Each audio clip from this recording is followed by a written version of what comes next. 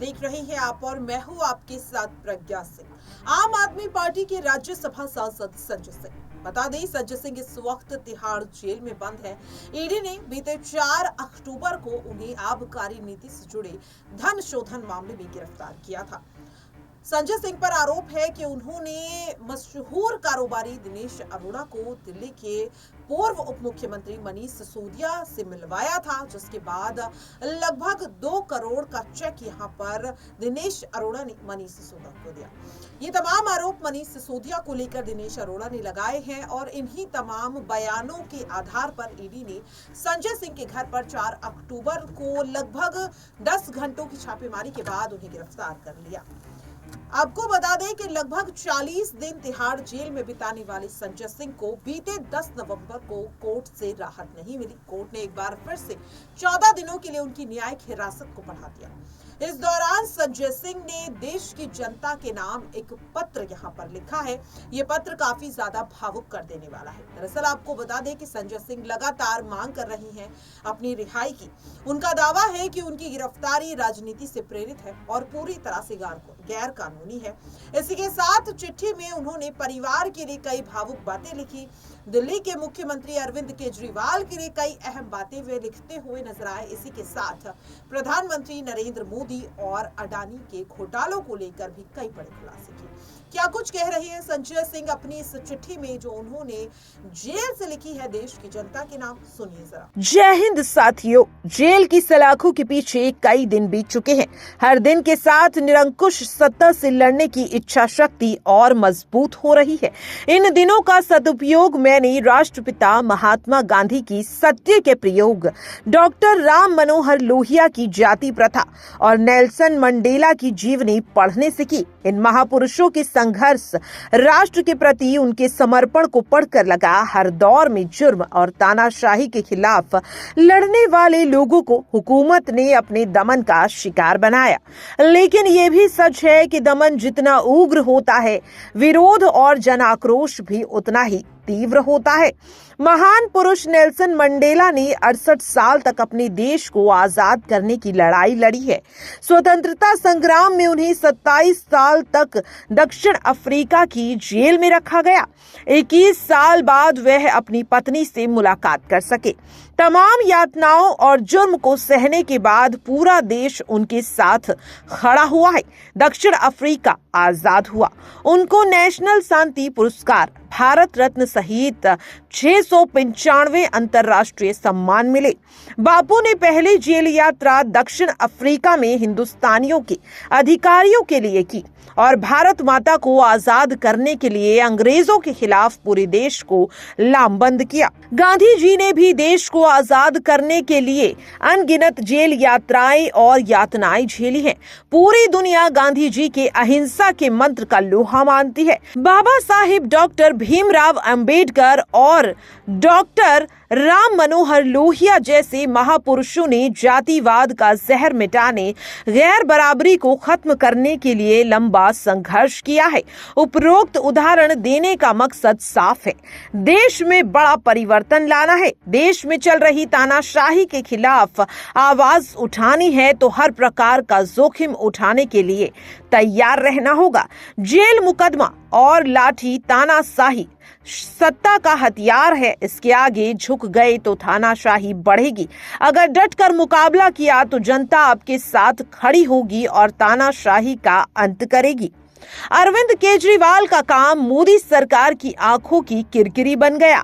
BJP को लगा अगर देश की जनता शिक्षा, स्वास्थ्य, बिजली, पानी पर वोट देने लगी तो हमारा क्या होगा। आम आदमी पार्टी ना तो जातिवाद फैलाती है और ना ही धर्म के नाम पर समाज को बांटने का काम करती है। ये काम तो राजनीति कर रही है। इनका मुकाबला कैसे करें? मोदी और बीजेपी के लिए ये बड़ी कठिनाई बन गई। इसी कारण इन्होंने दमन का रास्ता अपनाया है। मोदी के खिलाफ अरविंद केजरीवाल और पार्टी के तमाम नेता चट्टान की तरह खड़े हैं। पहले भी आम आदमी पार्टी और उसके नेताओं पर लगे सारे आरोप झूठे साबित हुए। आगे भी मनगढ़ंत लगाए गए आरोप झूठे ही साबित होंगे। एक बात जो पूरा देश देख रहा है कि मोदी जी देश के लिए काम करने की बजाय दुश्मनी निभाने में जुट गए हैं। बड़े से बड़ा भ्रष्टाचारी मोदी की शरण में जाते ही राजा हरिश्चंद्र हो जाता है। पूरब से लेकर पश्चिम तक, उत्तर से लेकर दक्षिण तक देश के सारे बड़े भ्रष्टाचारी भाजपा के साथ हैं। मोदी सरकार की कार्यप्रणाली बिल्कुल साफ है। ईडी सीबीआई से जांच कराओ, डराओ, धमकाओ, दूसरे पार्टियों को तोड़ो, जब बेईमान बीजेपी में शामिल हो जाएं तो जांच बंद कर दो। मेरी गिरफ्तारी भी मुझे खामोश करने की एक कोशिश है।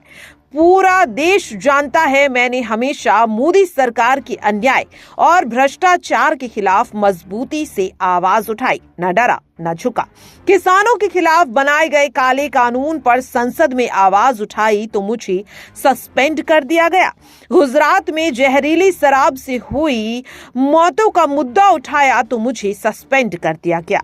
मणिपुर में कारगिल योद्धा की पत्नी के साथ हुई दरिंदगी का मुद्दा उठाया तो मुझे कई महीनों से सस्पेंड किया हुआ है। क्या मणिपुर की हिंसा पर आवाज उठाना जुर्म है? मोदी जी अगर ये लाखों करोड़ शिक्षा, स्वास्थ्य, बिजली, पानी, किसानी जैसे देश की जरूरतों पे खर्च करते तो भारत दुनिया का नंबर 1 देश बन सकता था। आपको तो बीजेपी कहती है 5 किलो राशन लो और चुप रहो। मैंने ये तमाम तीखे सत्ता से सवाल की आंखों में आंख डालकर सत्ता से निर्भीकता से पूछे, लेकिन जो बात मोदी जी को सबसे ज्यादा बुरी लगी वह था अडानी पर सवाल उठाना। आपको याद होगा मैंने अडानी पर भ्रष्टाचार के आरोपों की सीरीज चलाई थी। इसके तमाम सच और प्रमाण मैंने सामने रखे थे। मैंने मोदी सरकार से इन आरोपों की जांच कराने की मांग की। ईडी सीबीआई को चिट्ठी लिखी, संसद में मामला उठाया। ईडी ने 8 सालों में 13,000 छापे मारी की है, मात्र 0.5 आरोप पर सिद्ध हो पाए हैं। दिनेश अरोड़ा जो खुद ईडी और सीबीआई के एफआईआर में आरोपी है, उसको पहले सीबीआई ने गिरफ्तार किया, फिर सरकारी गवाह बनाया। सीबीआई ने एक नहीं कई बयान दिनेश अरोड़ा की दर्ज किए। दिनेश अरोड़ा ने मेरे ऊपर कोई आरोप नहीं लगाया। ईडी ने भी दिनेश अरोड़ा से पूछताछ की। ईडी ने भी दिनेश अरोड़ा के कई बयान दर्ज किए। उसने मेरे खिलाफ कोई बयान नहीं दिया। अचानक एक दिन सीबीआई से सरकारी गवाह बने दिनेश अरोड़ा को ईडी के द्वारा गिरफ्तार किया जाता है, उसको जेल में रखा जाता है। दिनेश अरोड़ा से मेरे खिलाफ झूठा, बेबुनियाद, निराधार आरोपों का बयान लेती है।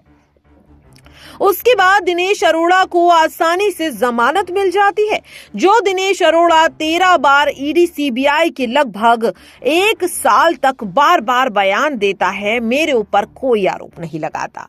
ये दिनेश अरोड़ा अचानक ईडी के सामने बेबुनियादी आरोप कैसे लगाता है? उसको जेल में क्यों डाला गया और अचानक जमानत कैसे मिल गई? उसकी जमानत का विरोध ईडी ने क्यों नहीं किया? ये बात हर कोई समझ सकता है। अगर मैं इतना खतरनाक व्यक्ति हूं तो मुझे पहले कभी नोटिस या समन क्यों नहीं दिया गया? अगर मैं इतना बड़ा अपराधी हूं तो मुझे पहले गिरफ्तार क्यों नहीं किया गया? मतलब साफ है, भारी दबाव था। ईडी ने 8 दिनों तक अपनी कस्टडी में रखा, मात्र 3 घंटे पूछताछ की। मैं सच्चाई के रास्ते पर हूं। पूरा जीवन देश और समाज की सेवा का संकल्प लिया। रक्तदान, श्रमदान से लेकर राष्ट्रीय आपदाओं तक में अपनी भूमिका निभाई। मैं हर लड़ाई लड़ने को तैयार हूं। आप भी अपनी आवाज को बुलंद रखिए। जय हिंद। तो देखा आपने और सुना भी कि किस तरह से इस चिट्ठी में साफ तौर पर संजय सिंह ने कई अहम मुद्दों को उठाया, लेकिन यहाँ पर सबसे बड़ी बात जो संजय सिंह कहते हुए नजर आए कि सत्य की राह कभी भी आसान नहीं होती, लेकिन सत्य इतना मजबूत होता है कि उसे चाहे कितनी भी छुपाने की, ढकने की या फिर तोड़ने की कोशिश की जाए, लेकिन वो टूटता नहीं है। संजय सिंह के परिवार का भी यही दावा है कि संजय सिंह जेल में इस वक्त सत्य की लड़ाई लड़ रहे हैं। वो संघर्ष कर रही है आम जनता के लिए, और जो भी जनता के अधिकारों के लिए संघर्ष करता है उसे इन सारी यातनाओं से गुजरना पड़ता है। बता दें कि संजय सिंह अपने आप को कट्टर ईमानदार कहते हैं। अफसोस की बात कि खुद को कट्टर ईमानदार कहने वाले संजय सिंह अब भ्रष्टाचार के साथ साथ मनी लॉन्ड्रिंग और मानहानि जैसे गंभीर मामलों में फंसते हुए नजर आ रहे हैं। 24 नवंबर को संजय सिंह की राउज एवेन्यू कोर्ट में एक बार फिर से पेशी है, और ऐसे में देखना काफी ज्यादा दिलचस्प होगा कि आखिरकार अब कोर्ट का क्या कुछ फैसला इस पूरे मामले में आता है। फिलहाल के लिए इस खास रिपोर्ट में इतना ही। देश और दुनिया की तमाम खबरों के लिए आप सभी देखते रहिए नेक्स्ट 9 न्यूज।